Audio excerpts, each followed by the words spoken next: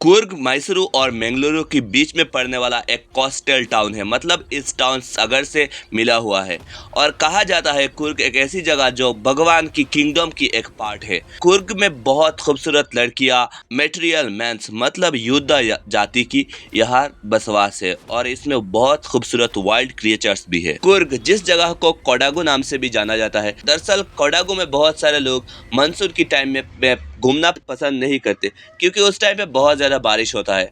और कोडागू एक ऐसा शहर है जो कर्नाटका की सबसे छोटे ज़िला है और इस जगह में एवरग्रीन रेन फॉरेस्ट, स्पाइसेस और कॉफ़ी प्लांटेशन पाया जाता है। कुर्ग में मज़े की सीज़न स्टार्ट होता है सितंबर से लेकर मार्च तक। उस टाइम पे वेदर परफेक्ट हो जाता है और गुड अमाउंट में बारिश भी होता है। कुर्ग की हवा में उस टाइम पे कॉफ़ी की सुगंध फैला रहता है। कॉफ़ी स्टेट्स और कॉलोनियल बंगलोज ऐसी तरीके से कुर्ग को सजाती है जिसमें हर प्राइम कर्नर से देख के लगता है कि यह जगह रूफ की तरह यह जगह काम कर रही है। कहा यह जाता है कि कुर्ग की पीपल अपने आप को डिसेंडेंटली दो तरीके से एसोसिएट करते हैं, ग्रीक और अरबिक डिसेंट। एक बार Alexander the Great south coast पे आए थे और जब जाने की टाइम आ गया तब उनकी आर्मी को ले जाना इम्पॉसिबल रहा।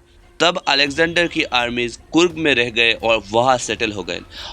लोकल्स के साथ शादी किए और एक ऐसी सोसाइटी का गठन किया जिसमें ग्रीक माइथोलॉजी और इंडियन हिंदू माइथोलॉजी दोनों की मिक्सचर पाया जाता है। कुर्ग की ज्यादातर लोग हिंदू मेन स्ट्रीम रिलीजन को फॉलो करते हैं।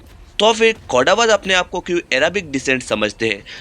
असल में कोडावाज एक ऐसी ड्रेस पहनते हैं जो अरबिक ड्रेस जैसा है, जिसमें रेड एम्ब्रॉयडर्ड बेल्ट होता है जिसको कुफिया कहा जाता है, जो कुर्ग की पीपल पहनते हैं, जिसको वो लोग अरबिक डिसेंट के साथ एसोसिएट करते हैं। तुम किसी कुर्गी घर में घूमने जाओ तो वहाँ मेहमानदारी की परंपरा होती है और कोडावाज अपने फादर्स और सन के बारे में बहुत सारे कहानी सुनाना पसंद करते हैं।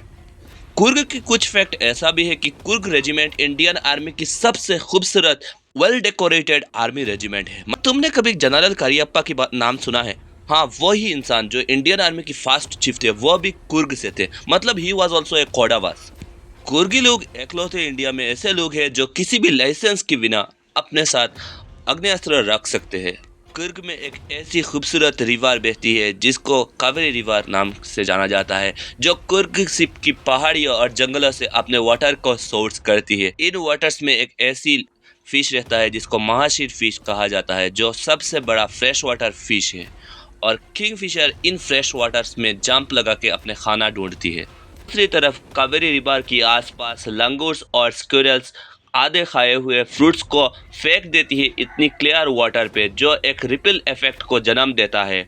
एलिफेंट्स अपने माहौत के साथ इस जगह में नहाती है और बहुत सुंदर तरीके से वाटर को स्प्रे करते हुए नहाती है। कुर्ग में जाने के बाद जितने भी शांति प्रेमी लोग हैं वो सब अपने लाइफ की सबसे एडवेंचरस स्पोर्ट्स में पार्टिसिपेट करते हैं, जैसे कि river rafting, canoeing, rappelling, rock climbing, mountain biking जैसे एडवेंचरस चीज़ों में पार्टिसिपेट करते हैं। एंड बहुत सारे लोग कुर्ग में जाने के बाद बहुत सारे जगह में ट्रैकिंग भी करते हैं। जब कोई कुर्ग में ट्रैकिंग करता है तब बहुत सारे birds, butterflies, मकाउज, Malabar squirrels, birds आपके साथ देगी और कुछ एनिमल्स पेड़ों के पीछे से आपको देखेंगे। और अतर ये भी सजेस्ट करते हैं कि अगर कुर्ग के जंगल में कोई जंगली हाथी मिल जाए तो उससे बच के रहने की आदेश देते हैं। जब कोई विजिटर ब्रह्मगिरी हिल्स को ट्रैकिंग करके पहुंचता है तब वह कुर्ग की एक पेनारोमिक व्यू देख पाता है जो बहुत खूबसूरत लगता है। जब कोई रस्सी की पुल पार करके एक ऐसी आइलैंड को पहुंचता है जिसको निसर्ग धर्मा कहा जाता है, वो बहुत खूबसूरत आइलैंड है जो तिब्बतियन बुद्धिस्ट सेटलमेंट है। जब तुम निसर्ग धर्मा मोनेस्ट्री पे पहुंच जाओगे, उसके पास एक टाउन है जिसको बालाकुपे कहा जाता है, वो बनास में ही मिल जाएगा। कुर्ग की इस जगह में जाने के बाद बहुत सारे मॉन्क रेड ऑर्क और येलो वस्त्र पहने हुए होते हैं। वहाँ जाने के बाद बहुत सारे विजिटर सरप्राइज और बहुत कुछ उपलब्धियाँ कर पाते हैं और ऑथर ऐसे ही डिस्क्राइब करते हैं इस चैप्टर कुर्ग को। That's why author called it as a heart and soul of India right here in Coorg.